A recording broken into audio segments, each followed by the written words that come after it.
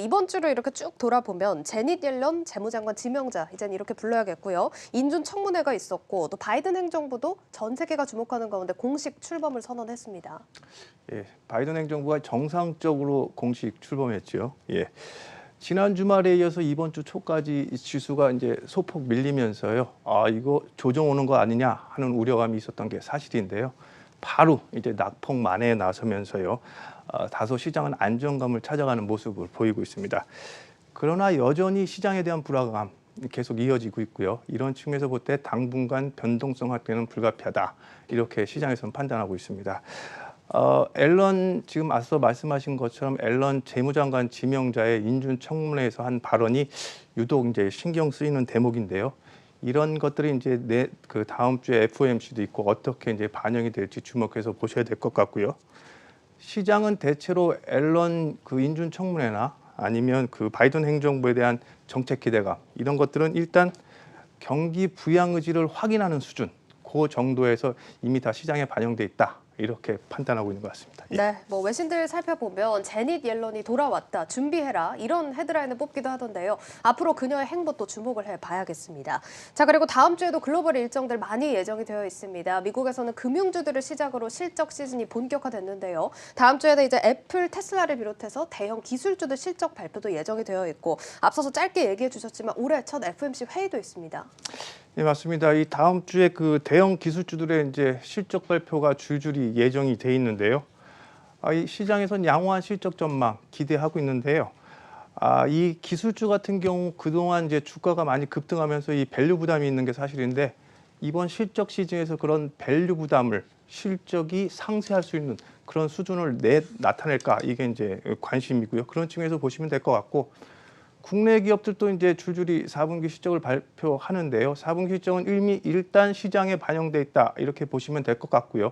그런 측면에서 확인하는 과정이 필요하겠고 또 올해 우리 국내 기업들의 이 이익이 올해 어떤 방향으로 우상향하는 방향으로 이어질지 어떻게 될지 이 부분 좀 체크해서 보셔야 될 것 같습니다. 아무래도 중요한 게 미 FOMC 회의가 될 것 같은데요.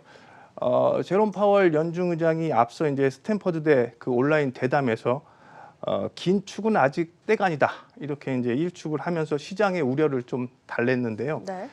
이와 동시에 또 거꾸로 보면 시장이 기대했던 이 국채 매입이라든지 추가 양적완화 이 부분에 대해서는 일절 언급이 없었습니다. 그래서 이런 것들 이번 회의에서 어떤 시그널을 시장에 내보일까 이게 이제 핵심 포인트인 것 같습니다.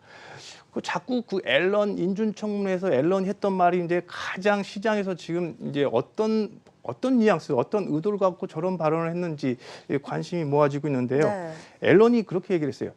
달러 약세를 추구하지 않겠다. 근데 돈 엄청 풀고 있는데 달러 약세가 안 되겠습니까? 네. 이거는 이제 달러의 급속한 약세, 그러니까 급속도로 달러가 급격히 하락했고 그 연준이나 미국 내의 달러 신뢰 문제와 맞물리기 때문에 그런 측면에서는 속도 조절해 나가겠다 이런 측면에서 보시면 될 것 같고요. 그리고 또 앨런이 이런 얘기도 했어요. 저금리 상황에서 지금 가장 현명한 일은 크게 행동하는 것이다. 크게 행동하는 것이 어떤 건지는 잘 모르겠지만 반대적으로 보면 미 연준 그 제롬에게 좀 압박성하는 멘트가 아니냐. 네. 추가 양적 완화라든지 이런 측면을 좀 한번 검토해 봐야 되지 않겠느냐.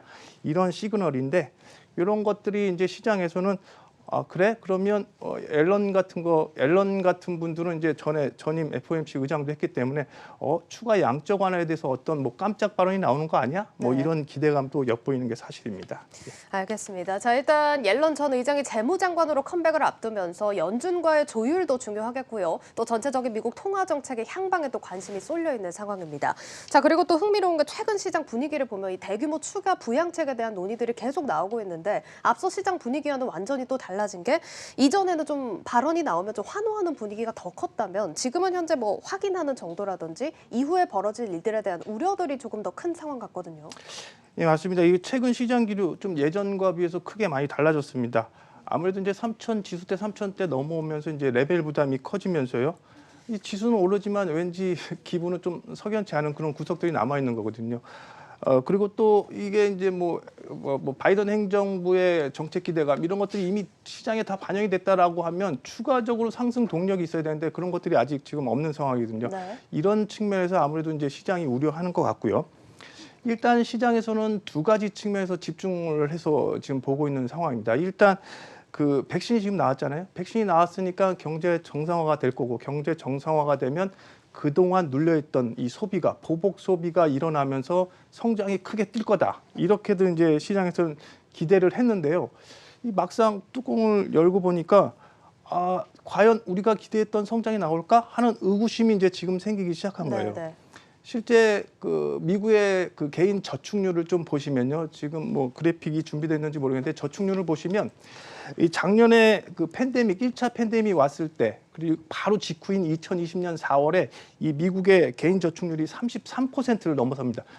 과거에 5에서 6%였던 미국 저축률이 33%까지 뛰고요. 네. 최근에는 좀 낮아지긴 했지만 12%까지 뭐 이제 오는 상황입니다. 여전히 이제 높은 상황인데요. 추가로 대규모로 돈을 풀면 그 돈을 이제 미래가 불안하니까 앞으로 어떻게 될지도 모르고 내가 해고 당할 위기도 있으니까 이제 저축을 하는 거죠. 그러다 보니까 아무래도 우리가 기대했던 소비가 그 폭발적으로 나올지는 않을 가능성이 좀 크다. 이렇게 네. 이제 시장에서는 보고 있는 것 같습니다. 그리고 또 한 가지는 이런 이제 소비가 폭발적인 소비를 기대했는데 나오지 않으면서 성장에 대한 우려감이 커지고 있는 게 사실이거든요.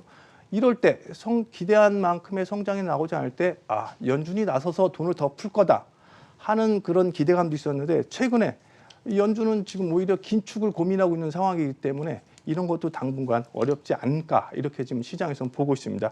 최근 기류는 이런 사정, 이런 상황에 대한 믿음, 그간의 믿음이 많이 크게 흔들리면서요. 거기다가 이제 각종 원재료 가격들 뛰면서 이제 인플레이션 기대 심리까지 커지면서 우려되는 상황이다 이렇게 보시면 될 것 같습니다.